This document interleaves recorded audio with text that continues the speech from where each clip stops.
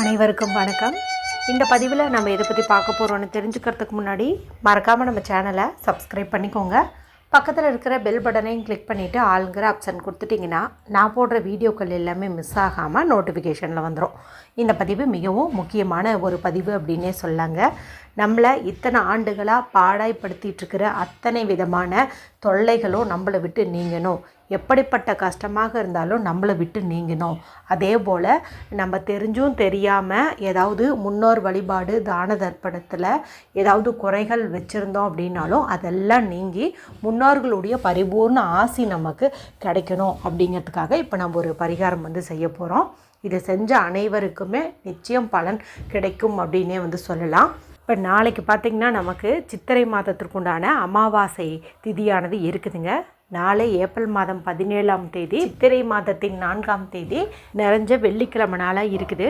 பொதுவாகவே வெள்ளிக்கிழமைங்கிறது மகாலட்சுமி தாயாருடைய வழிபாட்டுக்கும் அவங்கள அதிபதியாக கொண்ட சுக்கிர பகவானுடைய வழிபாட்டுக்கும் ஏற்ற ஒரு நாள் அப்படின்னு சொல்லலாம்.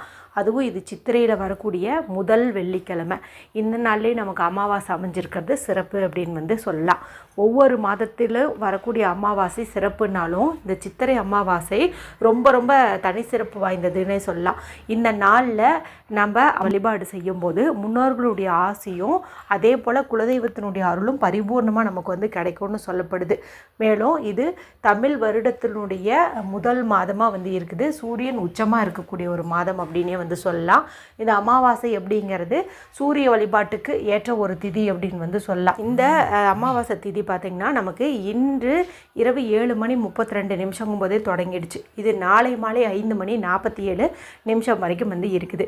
ஏற்கனவே இந்த சித்திரை மாத அமாவாசையை முன்னிட்டு உங்கள் கையில் காசே இல்லைனாலும் அமாவாசை நாளில் இந்த கல்லுப்பு பரிகாரம் செஞ்சிங்கன்னா ஏதாவது ஒரு வழியில் காசு சேர்ந்து 3 நாளில் நமக்கு அச்சை திருதி வருது இல்லையா, அதுக்குள்ளார உங்களுக்கு நகை வாங்கக்கூடிய யோகம் கிடைக்கும். அதாவது காசு சேர்ந்துடும், அதன் மூலமாக நீங்கள் நகை வாங்குவீங்க அப்படின்னு சொல்லி வீடியோ போட்டிருக்குறேங்க.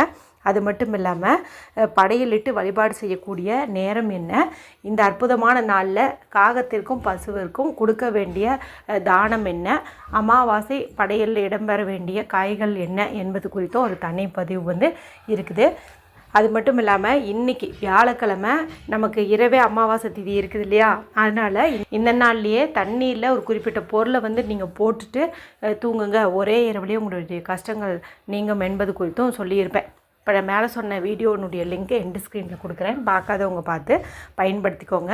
இவை தவிர அட்சய திருதிக்கான 2 பதிவு போட்டிருக்கிறேன். ஒன்று பார்த்திங்கன்னா குறிப்பிட்ட உயிரினத்தை நீங்கள் அந்த நாளில் ஒரு குறிப்பிட்ட திசையில் பார்த்திங்கன்னா யோகம் கிடைக்கும் என்பது குறித்தும் சொல்லியிருப்பேன். அதே போல் அட்சய திருதிக்கு நகை வாங்கணும்னு ஆசை இருக்குது, ஆனால் கையில் காசு இல்லைன்னு வருத்தப்படுறவங்கெல்லாம் ஒரு குறிப்பிட்ட இலையை பயன்படுத்தி செய்யக்கூடிய பரிகாரம் குறித்தும் சொல்லியிருப்பேன். இப்போது நான் அந்த இலையை பற்றி பரிகாரம் போட்டும்போது ஒரு சகோதரி எனக்கு அந்த இலை கிடைக்கல, எனக்கு வேறு பரிகாரம் சொல்லுங்கன்னு கேட்டிருந்தாங்க. அவங்களுக்காக தான் மதியம் நான் கல்லுப்பு பரிகாரம் போட்டிருந்தேன். ஸோ எப்படி பார்த்திங்கனாலும் நீங்கள் எல்லாமே ஈஸியாக செய்கிற மாதிரி தான் கொடுத்துருக்குறேன். அவசியமாக எல்லாருமே செஞ்சு பலனடையுங்க. சரி, இப்போ இந்த பதிவை தொடர்ந்து பார்க்கலாம். இது பார்த்திங்கன்னா குளிக்கும் தண்ணீர் பரிகாரம்.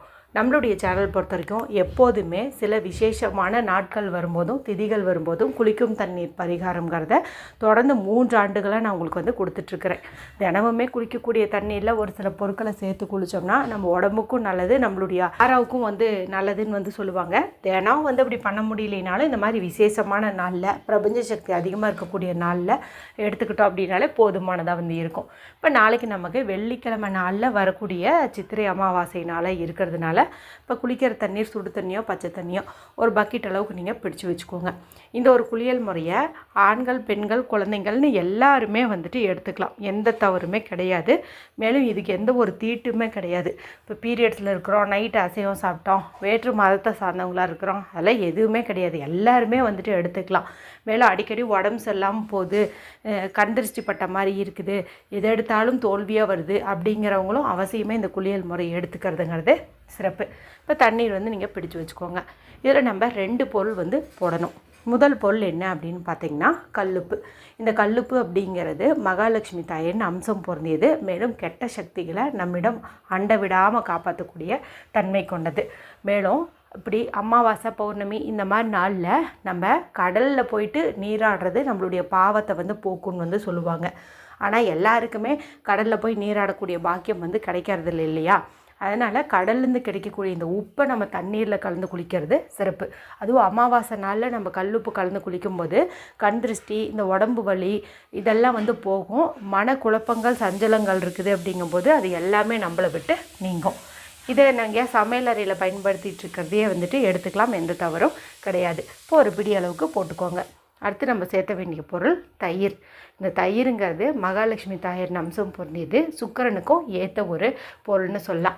முதல்ல நம்ம போட்ட கல்லுப்பு நம்மளுடைய கஷ்டங்களையும் எதிர்மறையான விஷயங்களையும் எல்லாத்தையும் போக்கிடும். அடுத்து நம்ம போடக்கூடிய இந்த தயிரானது நமக்கு வளமான வாழ்க்கையை வந்து கொடுக்கும், நல்ல ஒரு செல்வ செழிப்பு வந்து கொடுக்கும்.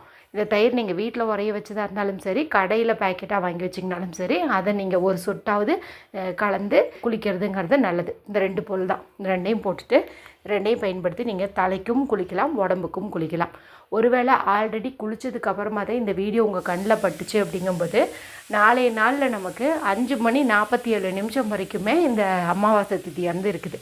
ஸோ சாயந்தர நேரத்தில் கூட நீங்கள் இந்த மாதிரி தண்ணீர் ரெடி பண்ணிட்டு குளிக்கலாம். இல்லைன்னா முகம் கை காலாவது கழுவிக்கிறது அப்படிங்கிறது நல்லது. எப்படியாவது இதை வந்துட்டு நீங்கள் பயன்படுத்திக்கோங்க. மறக்காமல் இந்த குளிச்சு முடித்த உடனேயும் வெளியில் வந்து சூரியனை பார்த்த மாதிரி நின்றுக்கோங்க. கிழக்கு பக்கம் பார்த்த மாதிரி நின்றுட்டு இப்போ நான் சொல்லக்கூடிய இந்த ஒரு மந்திரத்தை ஒரு முறையாவது சொல்லுங்கள். ஒரு முறை 3 முறைன்னு சொல்லலாம். நீங்கள் குறைஞ்சபட்சம் ஒரு முறை சொன்னீங்க அப்படின்னாவே நல்ல பலனை வந்து கொடுக்கும். இந்த மந்திரமானது நம்மளுடைய பித்ருக்களினுடைய சாபத்தை நீக்குவதற்கு உதவும். அதே போல் சூரியனுடைய பரிபூர்ண ஆசி கிடைக்கிறதுக்கும் உதவும். நான் முன்னாடியே சொன்ன மாதிரி சூரியன் வந்து உச்சமாக இருக்கக்கூடிய மாதம்னு பார்க்கும்போது இந்த சித்திரை மாதம், அதுவும் அமாவாசை திதி சூரியனுக்கு உகந்தது, முன்னோர் வழிபாட்டுக்கு உகந்தது இந்த அமாவாசை. எல்லாமே பொருத்தமாக இருக்கிறதுனால இந்த மந்திரத்தை வந்துட்டு நீங்கள் சொல்லுங்கள். இது உங்களுக்கு ஸ்க்ரீனில் தெரியும், நானும் சொல்லி காட்டுறேன். ஹரி ஓம் ஹ்ராம் ஹ்ரீம் சக சிவ சூர்யாய பாவா ஐயும் கிளியும் சவ்வும் வசி வசி ஸ்வாகா. ஹரி ஓம் ஹ்ராம் ஹ்ரீம் சகசிவ சூர்யாய பாவா ஐயும் கிளியும் சவ்வும் வசி வசி ஸ்வாகா. சும்மா ஒரு 2 லைன் தான் வரும். நான் உங்களுக்கு வந்து இப்படி மடித்த மாதிரி வந்து கொடுத்துருக்குறேன் புரியணும் அப்படிங்கிறதுக்காக. நீங்கள் இதை அப்படியே ஸ்க்ரீன்ஷாட் எடுத்து வச்சுட்டு கிழக்கு பக்கம் பார்த்த மாதிரி நின்றுட்டு இந்த மந்திரத்தை பார்த்தே கூட நீங்கள் வந்து சொல்லலாம். ஒரு முறையாவது சொல்கிறது அப்படிங்கிறது நல்லது. முக்கியமாக உங்கள் கணவர்கிட்டையும் சொல்லி இதை வந்து சொல்லுங்கள். ஏன்னா பொதுவாக ஆண்கள் தான் வந்து இந்த தானம் தர்ப்பணம் எல்லாமே வந்துட்டு கொடுப்பாங்க. அதனால் அவங்க இதை சொல்கிறது சிறப்பு.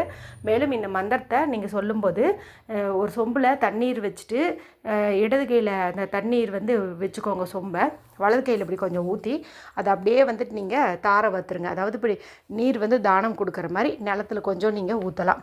இல்லைன்னா ஏதாவது கைப்பிடி அரிசியோ, இல்லை நாளைக்கு அமாவாசை நாளாக இருக்கிறதுனால எள் இருக்குது இல்லையா, கருப்பு எள், அதை கூட நீங்கள் வந்துட்டு கையில் வச்சுக்கிட்டு இந்த மந்திரத்தை சொல்லிவிட்டு அப்படியே தானமாக வந்து கொடுத்துடலாம். இல்லைனா சூரியனுக்கு உரிய தானியம்னு பார்க்கும்போது கோதுமை, இந்த கோதுமையை கையில் வச்சுக்கிட்டு கூட நீங்கள் இந்த மந்திரத்தை சொல்லிவிட்டு தானம் வந்து கொடுக்கலாம். எதுவுமே நம்ம வந்து ஒரு மந்திரமோ பரிகாரமோ செஞ்சதுக்கப்புறம் தானம் கொடுக்குறோங்கும்போது அது அதிகப்படியான பலனை வந்து கொடுக்கும். அதுவும் அமாவாசை அதே போல் இந்த பிரதோஷம் இந்த நாள்லாம் நம்ம தானம் கொடுக்கும்போது அதிகப்படியான பலனை வந்து நமக்கு கொடுக்கும். ஸோ சின்ன அளவிலான இந்த முயற்சி நீங்கள் செஞ்சு பாருங்கள், ஓஹோன்னு உங்கள் வாழ்க்கையே மாறும். வீடியோ பிடிச்சிருந்தா மற்றவங்களோடையும் ஷேர் பண்ணுங்கள், லைக் பண்ணுங்கள். மற்றும் ஒரு பயனுள்ள பதிவில் உங்களை சந்திக்கிறேன். நன்றி, வணக்கம்.